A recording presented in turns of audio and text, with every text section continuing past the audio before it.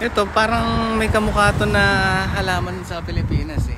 Hindi ko lang alam yung tawag. Yung sinisip-sip na matamis. Ganda ng bahay nila oh. Napakasimple lang. Pero ang ganda. Tapos napansin ko dito sa New Zealand, yung mga bahay nila kahoy. Walang semento. Hindi ba sa Pilipinas ang bahay semento, pader. Dito sa New Zealand karamihan ng bahay talaga kahoy. Pati yung mga poste ng bahay kahoy. Mga beam kahoy.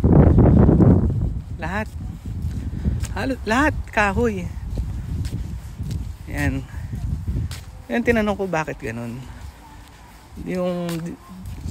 Ang nabanggit lang sa akin kasi sa temperature daw kasi nga malamig. Kaya kahoy ang nilagay. So hindi ko pa rin alam. Hindi ko talaga alam kung yun ang nabanggit sa akin.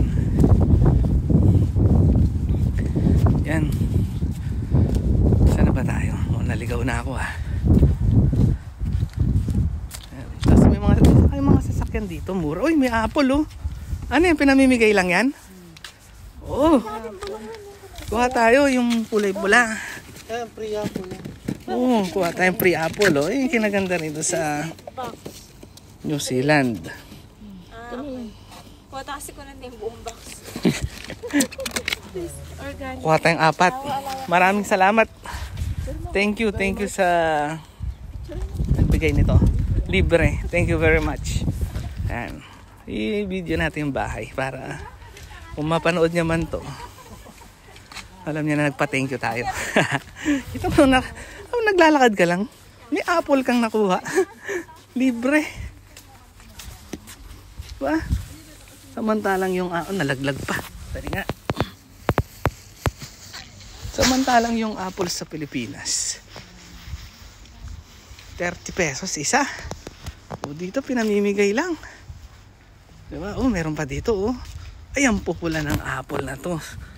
Pwede kang pumitas. Ayun oh. Ay. Ang pupula ng apple oh.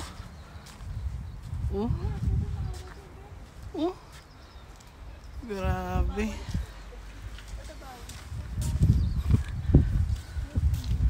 Pahawak man. Isa lang.